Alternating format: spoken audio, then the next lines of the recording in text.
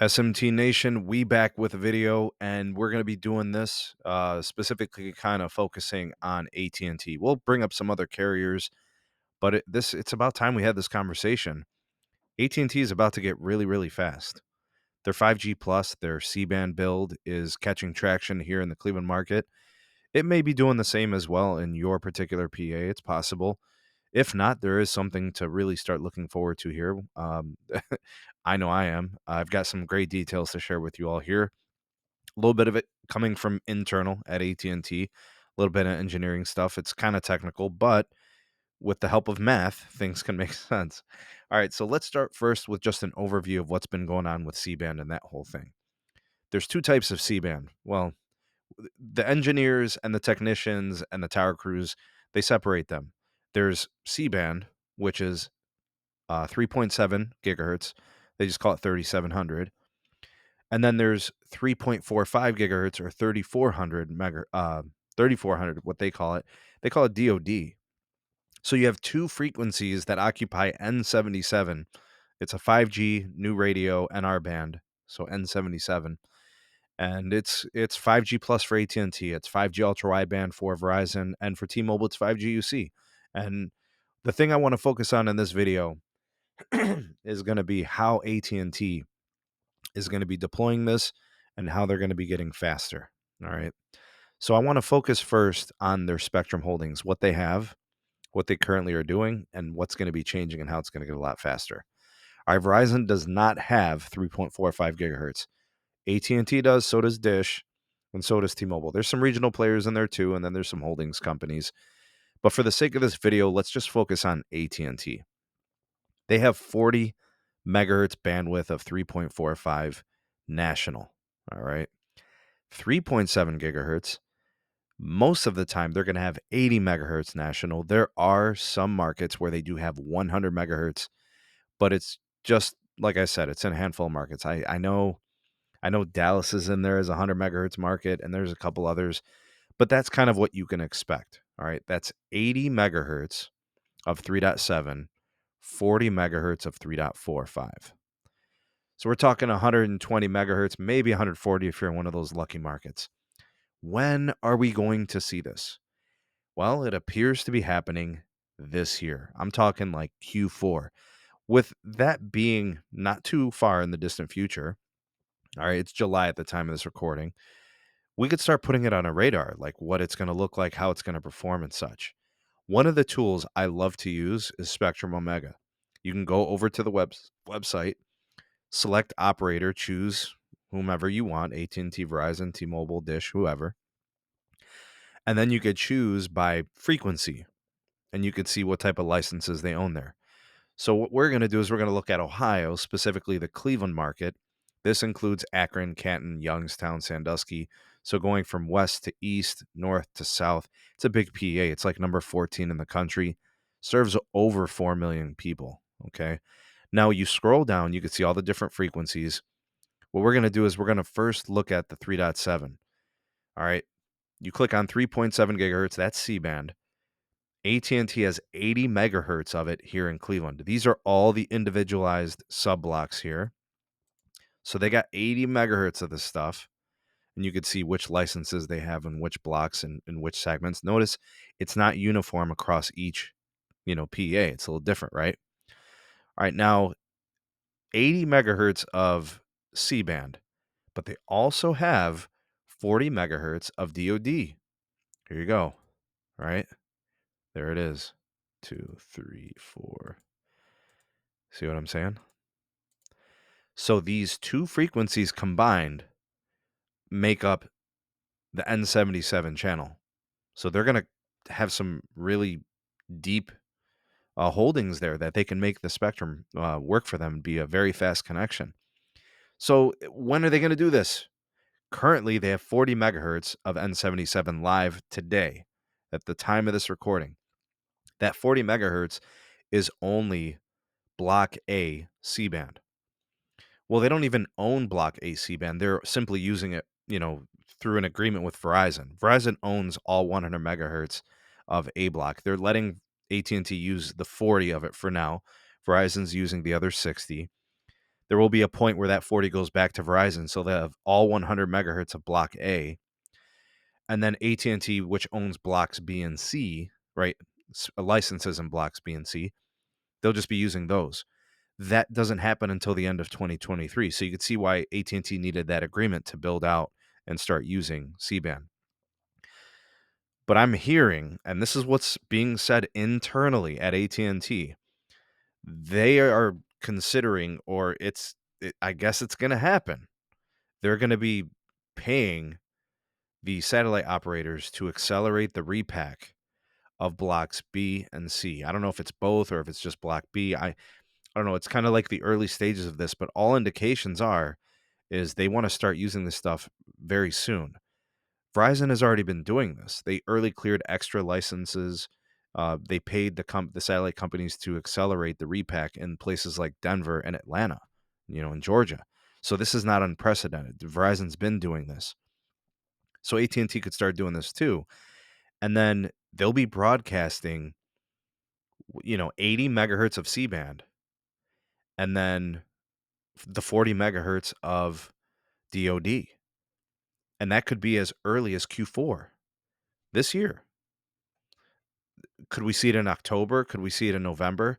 That would be between AT&T and the satellite companies. They have to pay them to, repack it for cellular use, because as of right now, it's been used for satellite, which is one-way transmission, right? Two-way transmission terrestrial is a totally different ballgame. All right, so but once that gets done, I mean, it's going to happen. Now, the only thing that could be a restriction is the radio gear that AT&T is putting up. Can it do all of this? Do we have phones that can do this? That's another question to evaluate. Well, according to the Samsung Galaxy hardware for the S22 Ultra and the S22 generation, I guess they could do 4-carrier aggregation on 5G. So I guess it could be done. You could have 2 NR channels. So they've got 120 megahertz of C-band and DOD here. 80 plus 40. They could have a 100 megahertz channel, and they could have a 20 megahertz channel, or they could do an 80 and a 40. Plus, they'd have 2 other carriers they can add to it. So they could add like AWS, which is 20 megahertz here, PCS, which is another 20 megahertz here. So that's band 66, band 2. I mean, you do the math on that, guys. We're starting to look at things like 160 megahertz of spectrum, right? And that's going to be really, really fast. And AT&T owns a lot of fiber here, and they're not afraid to go multi-gig, for the backhaul, so they can push it. My point to you is this. In the Cleveland area, based on the spectrum holdings, if they start to accelerate the repack of the spectrum, we're going to be seeing 1 gigabit speed essentially in an update. Literally in a maintenance window, you could wake up one morning, speed test the AT&T network, and start to see gigabit speed. And I'm not just saying like 1.0 gigabits per second, like barely cracking 1 gig. I'm talking like 1.5, 1.7, because you're starting to creep into that 160 megahertz range. It's DOD plus C-band plus the existing holdings. I mean, they have band 30 here. I know it's 10 by 10, but it's really fast. And the MIMO on some of the antennas and radios that they have already upgraded here in the area is some really tremendous stuff. They're capable of doing incredible speeds. I'm so excited about this. We've got 2 frequencies for N77, plus they've got this incredible portfolio of all these other carriers and carrier aggregation combos that they could do. They can get band 14 involved. They can get band 12 involved. All those things are still in play. But, we start looking at what AT&T can do with their spectrum. And they did a great job of acquiring their assets. And remember, they don't have fixed wireless access subscribers on their network. They don't do what Verizon does. They don't do what T-Mobile does with home internet. They don't do this. So their network, when it's all said and done, guys and gals, depending on density and some other factors and backhaul, they could be the fastest network in a lot of markets when they start to do this. So 2 frequencies going towards N77, right? Plus all this other stuff. And I spoke about the radio gear a little bit earlier. I've already been told internally at AT&T, I'm in a Nokia market. Ohio is Nokia. They're going to be ready to do this in Q3 and Q4. The DOD spectrum goes live in Q3. And then in Q4, there will be an update that will go to the Nokia radio gear that will be able to do the full swath of the B and C block spectrum for AT&T for the C-band. That's going to happen, right? It's capable. So I'm thinking, and this is just me speculating, with the Apple iPhone launch for the iPhone 14, AT&T could leverage that as a market timing. Hey, we've got the fastest network on this iPhone, and hit it at the launch and push their network and get customers and do a marketing campaign, fastest network, fastest phone, the iPhone 14, all of that, run a huge promo, a national promotion, and they can get a lot of switchers. They might get T-Mobile customers, they might get Verizon customers, who knows? But I think this is how things are going to be playing out. Q3 DOD, Q4, the rest of C-band for them, and then just massive deep channels of 5G. And they're building out in my market. My PA is starting to build out very nicely for AT&T. They're working from the Cleveland area out, as opposed to Verizon, which I feel is kind of like they're doing Akron, they're doing like the southern and eastern part of Cleveland. I mean, they're doing a great job. They're building out here, guys. And they're not bashful. They're putting up radios and antennas, and it's been awesome watching them build and upgrade these networks. The tower crews are everywhere. There's multiple tower crews all over the city working simultaneously. The build's been great. AT&T, good people, is about to get really, really fast. And they're the fiber owner, so they can make it really fast. All right, iPhones, Galaxies. We're looking forward to testing those this year. I think, well, the Galaxies are doing fine and they're great. I'm hearing just internally at AT&T, they expect the iPhone 14 from a cellular standpoint to be like a 10% overall performance improvement compared to the Galaxy S22 Ultra. We'll see how that plays out. That all depends. But they are saying it may have better signal quality, better range, better connectivity, more resilient signal. We'll see if that's the case. The Ultra has been great this year. A lot of people have liked it. We'll see how that plays out. We have a lot to look forward to. Comment down below anything that I covered in today's video. Oh, and by the way, I didn't want to leave you guys out. For those of you in Ericsson markets, I almost forgot. You're ready to go. Ericsson can go full DOD, full C-band, all blocks, the full swath. They're ready right now. So you may start to see that trial markets. We'll be on the lookout for that. I'll be looking at what's being said and what people are testing and connecting to for Ericsson markets, because they're probably doing that right now. Ericsson markets will be first to do this. Nokia markets will be second, and that's the two vendors that AT&T uses. Verizon uses Ericsson and Samsung. I'll talk more about it in another video.